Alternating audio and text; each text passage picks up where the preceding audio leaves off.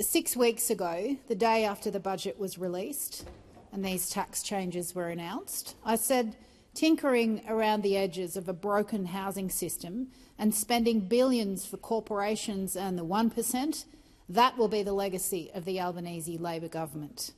Because tinkering is all they can manage, and tinkering is what this bill does. When I first heard that the government was finally going to make some reforms to negative gearing and capital gains tax discount, I had some hope, because this has been needed for decades. These property investor tax perks have turbocharged Australia's housing market, and we now have one of the most expensive property markets in the world. And the graphs are really clear. From the moment these tax breaks come in, house prices shoot up, way up. They diverge from wages incredibly. Now, the Greens opposed these changes at the time when Prime Minister Howard introduced them in 1999, and we haven't stopped campaigning against these unfair tax perks for professional property investors ever since. So I had hope, and then I looked at the detail, and the government are keeping the housing tax perks in place for anyone who already has them, and they're simply stopping anyone new from accessing them.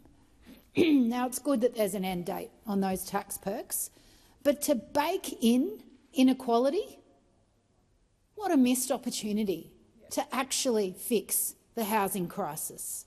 All those people who've got 20, 50, 100 investment properties, nothing's changing for them. They keep almost every single benefit that they have now. That is tinkering.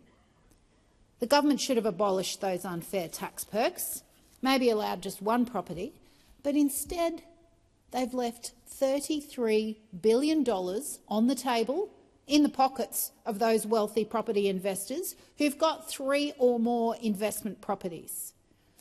Labor's low ambition means that the deep inequality in our housing system will be worse for longer, and that this enduring housing crisis will now squarely be of Labor's design.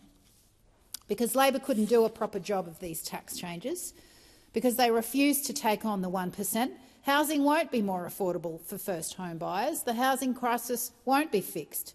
Renters will still struggle to buy their first home. And in fact, there's no relief in sight for renters because there was nothing in the budget for them.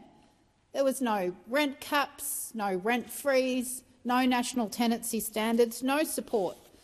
In fact, I might add the only budget allocation for actually building homes was for military homes for overseas military personnel. Wow. Ending rather than grandfathering those housing tax breaks would have helped renters get a home of their own. But Labor's telling first home buyers to wait because wealthy property investors haven't made enough money off the housing crisis. This budget is a missed opportunity to reduce inequality.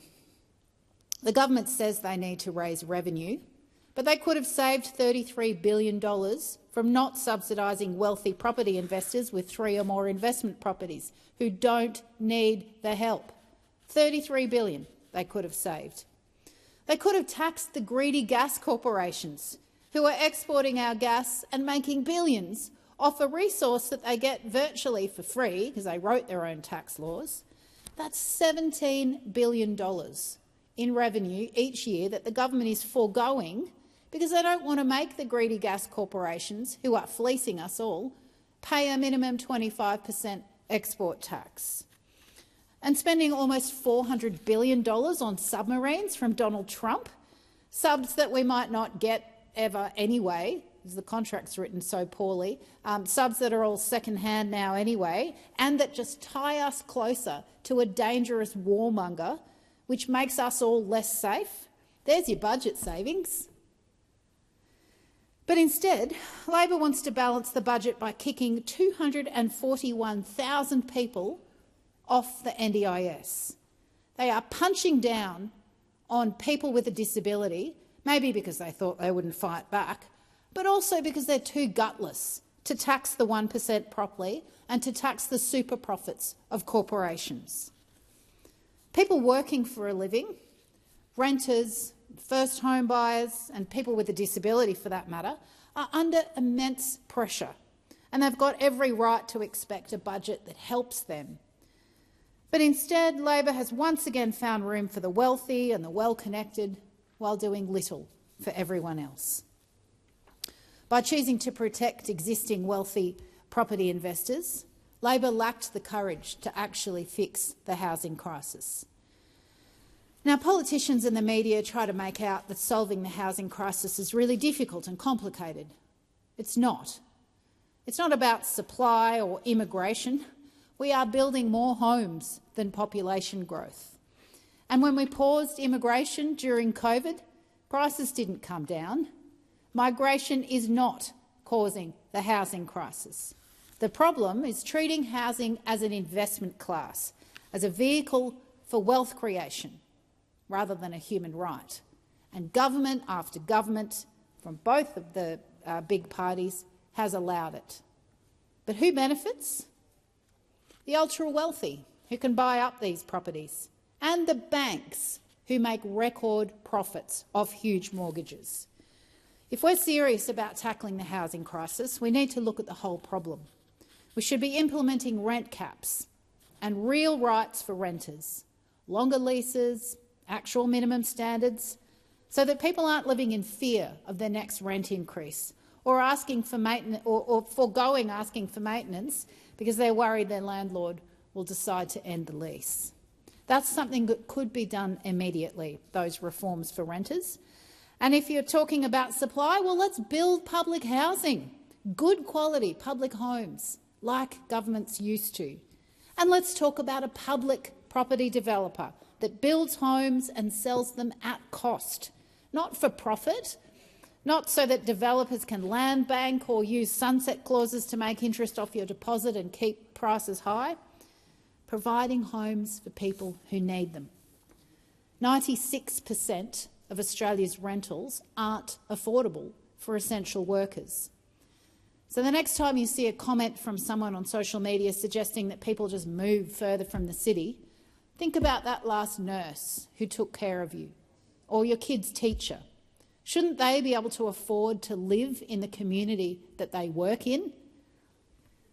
This was an opportunity to show Australians that Parliament can still improve people's lives. Instead, Labor wimped out. It chose corporate comfort over structural reform. This government's not concerned with inequality. It's concerned with appearances. It pays lip service. That's why people are fed up. They're fed up because Labor can do something about the problems we face, but they waste every single opportunity to do so. People are sick and tired of the tinkering. People are sick of the gas industry getting the gas they're selling for free and not paying their fair share. They're sick of rents going up and up while wages fall behind. They're sick of worrying about whether their kids will be able to afford to buy a house. These are the signs of an economic system that is broken. People used to be able to get ahead. Wages kept up with the cost of living. Housing was affordable. Essential services were owned and run for the public, not for the profits of the 1%. But over the last decade, corporate profits have doubled. The wealth of Australian billionaires grew by over $29 million per day last year. And now the top 1% hold more wealth than the bottom 50%. If you're a teacher, a plumber, a nurse, or you work in hospitality, you're paying a higher rate of tax on your wage than the big corporations and the ultra-wealthy are paying on their extreme wealth. No wonder people are fed up. The Greens are not going to give up fighting for the third of this country who rent. We're not going to stop fighting for first home buyers to be able to afford a home. And we won't stop calling out the racist dog whistling that pretends that the problems are because of migrants, whilst protecting the profits of billionaire donors. Because we don't accept that tinkering around the edges is the best that we can hope for, and neither should you. Authorised by Jay McCall, Australian Greens, Canberra.